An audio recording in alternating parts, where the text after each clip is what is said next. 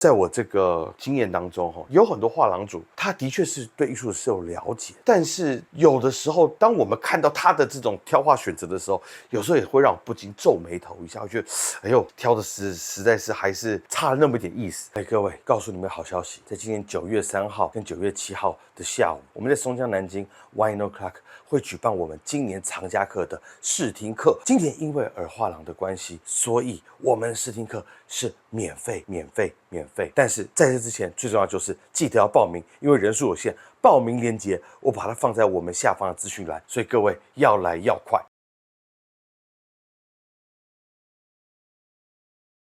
Hey welcome to Benefit 这个画家画家频道，我是画家杨力。我们今天呢不谈创作，我们今天谈生意。简单说我们今天要来聊一个事情，就是画廊主到底该不该了解艺术史？艺术史到底是不是一个他一定要具备的一个核心知识技能？而这个东西又能帮助他做到什么东西？其实这个东西原本不是我该谈的，因为我就是一个创作者，我就是一个画家。那我也没有运营画廊这方面的专业知识，而且运营画廊本身是一个很复杂的问题，绝对不是这个画廊主懂不懂艺术史就可以直接知道或见分晓的一个事情。但是做节目嘛，我们提了一个问题，同时也让大家知道有关于艺术界、艺术产业更多的事情，也没什么不好的。所以我们今天就来聊聊，到底画廊主该不该了解艺术史？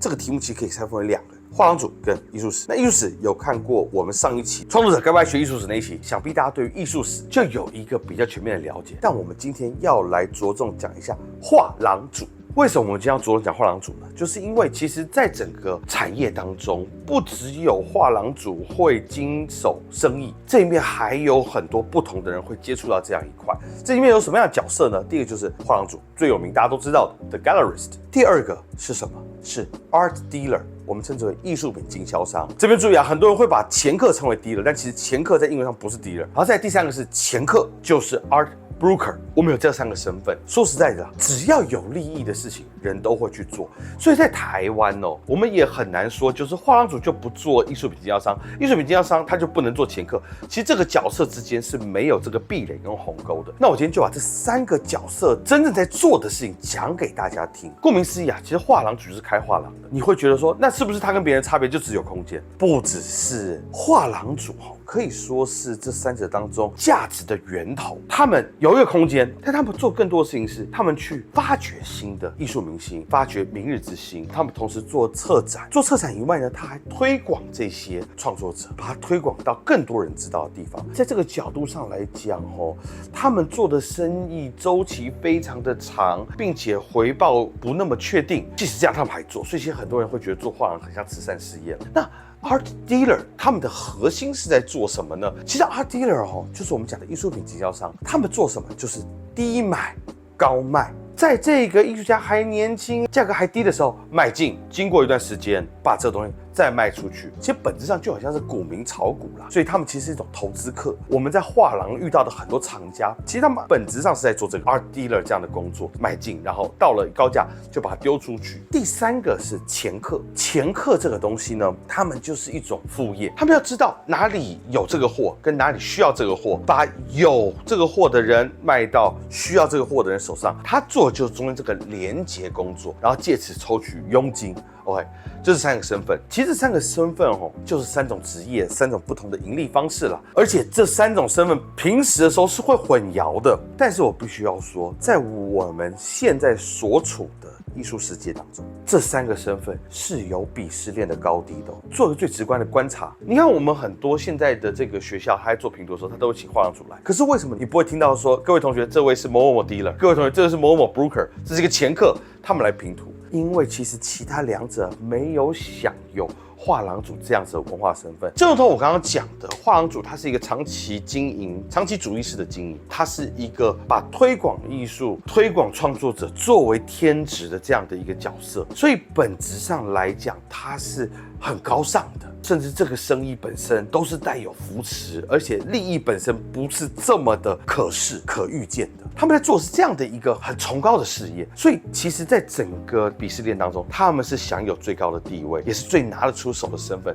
这也是为什么很多人很想当画廊主。那中间这一个 dealer 呢，他会不会觉得画廊主不高？他不会，有的时候是很敬佩，但是说他有时候不免会觉得这些画廊主其实挺清高的，挺天真的，挺理想主义的。对于他们来说，就是低买高卖，然后盈利，这是他们最核心的本质。但是他们有时候会觉得前客是矮他们一截的，为什么？跟前客比起来，他们有更好的货源可以拿到手。与此同时，他们面对市场的时候，他们具有定价的话语权。尤其是很多前客都是他们的下游，他们要买什么跟前客说，他们要卖什么跟前客说，他们是前客的上游，所以他们对前客其实是有这个鄙视链的这种观看的。到最下 broker 可以说他就是这个产业里面的服务业者，大多时候他们并不真正生产这个产业的价值，他们既不开发新的艺术家，也没办法推高价格，所以他们某种程度上在鄙视链当中是被视为末尾。但是在一般的实务情况底下，这三者常常是混淆的。但是如果现实当中出现一个不做其他的画廊主，说实话的，不管是于艺术家于其他这两个角色，都会挺佩服这位画廊主。那么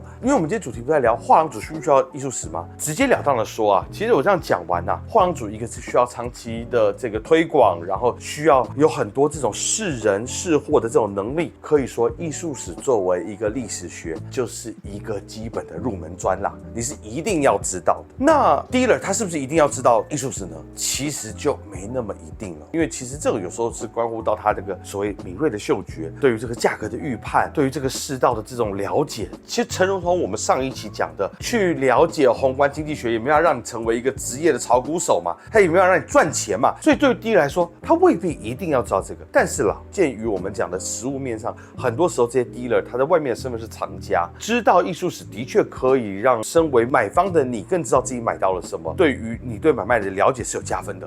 所以 dealer 倒是可知道可不知道。那针对 broker 来说，前客来说，他到底有没有一定要知道艺术史呢？其实真没那么一定，因为他就是一个中介。那这个中介知不知道艺术史，其实差别没有很大。你更需要知道的是谁有这个东西，谁需要这个东西。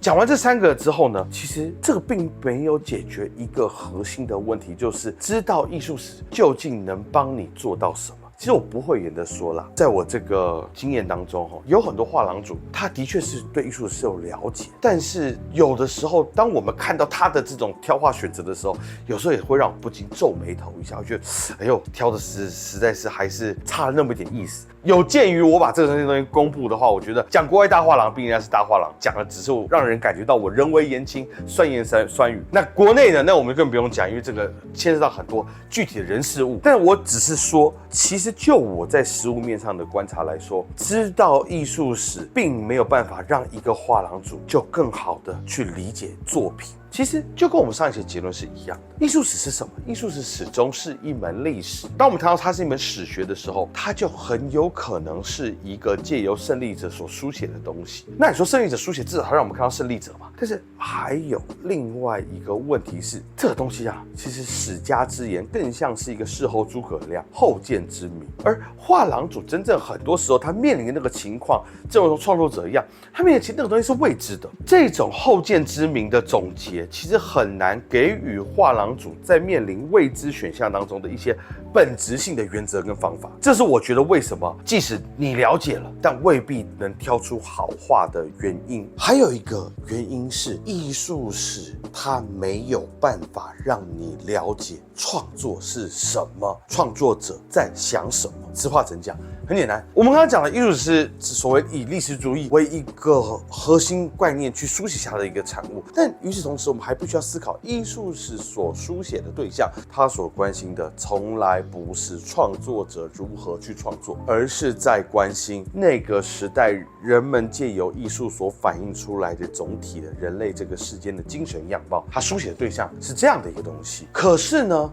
当我们今天作为一个画廊主，我们真正要挑人的时候，某种程度上，艺术史就没有办法去告诉你创作者到底在想什么，还有创作者是怎么把这个东西给创造出来的。这个问题一直以来跟这个艺术史独大，在整个艺术环境当中，创作者环境当中缺乏创作史这样的事情有关。那我必须要说，真正要去了解你眼前那一个创作者到底到什么样的等级跟质量，有时候能给你答案的真的不是艺术史，而是一个更接近于本质主义的创作学。放到了绘画的那个创作学就是绘画学，那放到了雕塑的创作学，当然就所谓的雕塑学。这样子的更加本质主义的了解，才是一个画家，甚至是一个艺术品经销商能够真正挑到厉害创作者的核心秘籍，而不是那一个由成功者所谓的后见之明所构建起来的那个艺术史。OK， 这里是 Panaverse， 一个关于绘画以及画家的频道，我是画家杨礼，我们下次见喽，拜拜。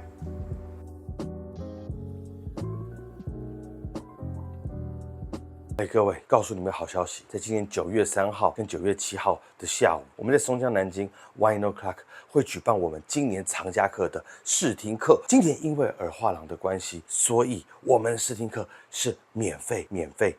但是在这之前，最重要就是记得要报名，因为人数有限，报名链接我把它放在我们下方的资讯栏，所以各位要来要快。